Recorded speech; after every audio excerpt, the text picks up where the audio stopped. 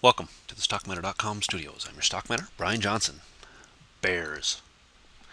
All day long, bears. There's a place out here in the hills they call Bear Country. You can go and see the bears, the baby bears, you name it, they're out there. Well, that place was hopping today. Nothing but a slow bleed all day long.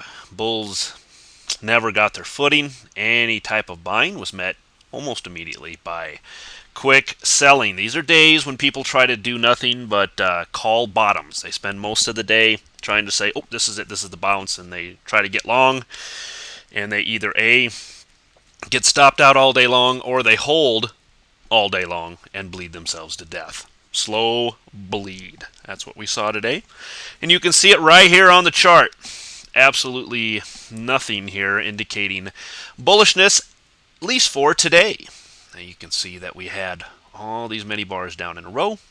Once we broke the 50, good place to get short. Once we broke the 20, another good day to get, or another good place to get short. A little bit speculative. I know that's a little tough to take if you're a swing trader, but from an intraday standpoint, not a bad place. So back down towards this 10,000 area, ultimately below the 10,100 level, not a bad place to kind of get your entry for the day. If you're still waiting, guys, anything back below here I think is still a fantastic short.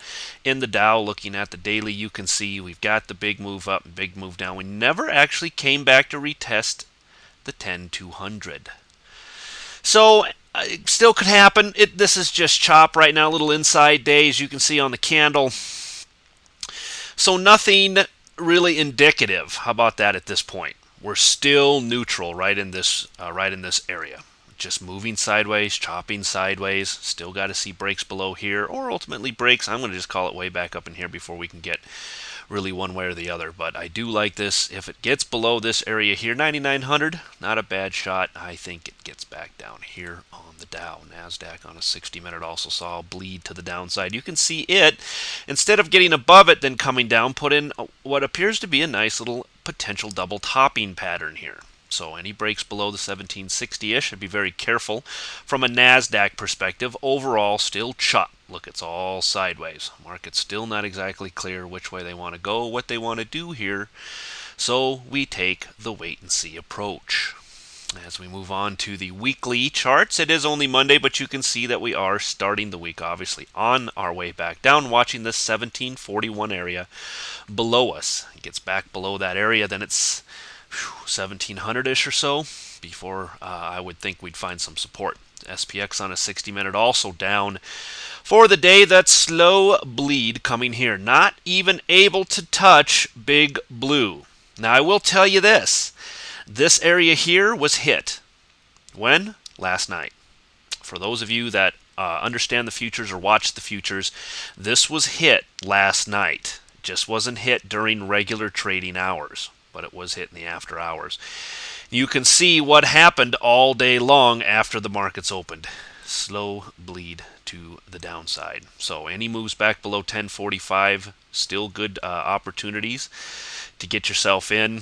If you want to take a more aggressive short, otherwise more conservative is below, obviously 1039. From a daily, it's all chop. 1, 2, 3, 4, fifth candle in a row of sideways actions. Markets are still a little bit, I want to say maybe confused, or indecisive is a better word, as to where they want to go next. Very clear here in the charts, as we just simply chop sideways. However, for the day, you would not guess that there were any bulls anywhere in the market. Very, very slow bleed out all day long by the bears. Weekly, notice we're on our way back down towards this green line, towards that blue line, but it is only Monday, so I don't deal on those too much today. VIX was up today. You can see for the daily, up 11%. Quite a bit of a move here in the VIX from the fear factor. So let's keep watching these overhead areas. Breaks of that definitely should be and should take us lower. I would also not be surprised to see a break of this coincide with potentially a break of the lows in the market. If we see those lows broken, I think the VIX may spike at that point.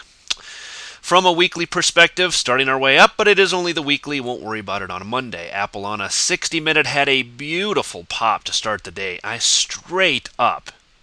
and couldn't hold it. Only up 88 cents by the end of the day, but was up as much as $3-4 during the course of the day. Just a nice pop to start, and then a bleed all day long. Once again, the bears will not let Apple up for air. Holding on to this overhead blue line I drew in here. So obviously a source of contention. Watch for breaks above here and ultimately breaks below the 200-day for your entries. Sitting right on this support, right at around that 240 area that we've been talking about for weeks now. Still a major area in Apple.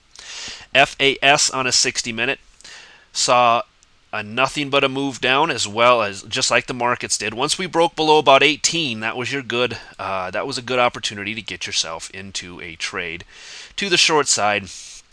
Not so speculative from an intraday standpoint, but from a swing trader standpoint, you really don't want to be messing around with this until we're below, maybe 17. I don't know, $30, $17, somewhere around in there. Then maybe you're looking at something that you can actually hold on to for a given length of time. FAZ, look at this, coming right back up to touch and tap the top. Ooh, that was nice. Of this, what is right now, bull flag. So breaks of this, great places to get long if you're an FAZ fan. Above 1750, good place, 1775, most conservative. Really aggressive would be right above this 1720-ish area if you really want to take an aggressive long on this FAZ, but still looking like, at this point, nothing but a bear or bull flag. So we'll continue to watch this into tomorrow. This could be a very popular formation for you FAS/FAZ lovers tomorrow. From a daily, holding the 200-day, that's important, the consolidation, just like the market, showing indecision, but at least it's staying up above the 200-day. Any breaks up and above, 17, whatever your entry is, 1720, 1750, 1775, look for the 1825-ish area up here for your overhead resistance. Breaks of that could be off to the races for the bulls, guys. Might not make it. Might see a little break and then the wick goes down. Break in the wick and the break in the wick. Maybe you have to try a couple times, but I think it gets up and over this area. Could have a very decent longer term trade on the FAZ in that case. Takes us back to the beginning. All right, guys, here we go. Beginning of a new week, end of Monday. Looking forward to the new week and what it'll bring. Still indecision, but you got to give today clearly to the bears. No question about it. There was just no bulls to be found at all today by the time this was all said and done. So we'll watch the market action tomorrow, especially tomorrow. We got some action today that I'm going to go over with my subscribers here in my subscribers video, which is next. And boy, there were some really interesting things that happened today in the market. So if you're interested, if you like what you see in the dailies, more lines, more in-depth conversations about the markets, more indices are covered in the subscriber newsletter at $15 a month, not a week, $15 a month. Worth your time. If you like these videos, you'll love the subscriber ones. And we will see you again tomorrow.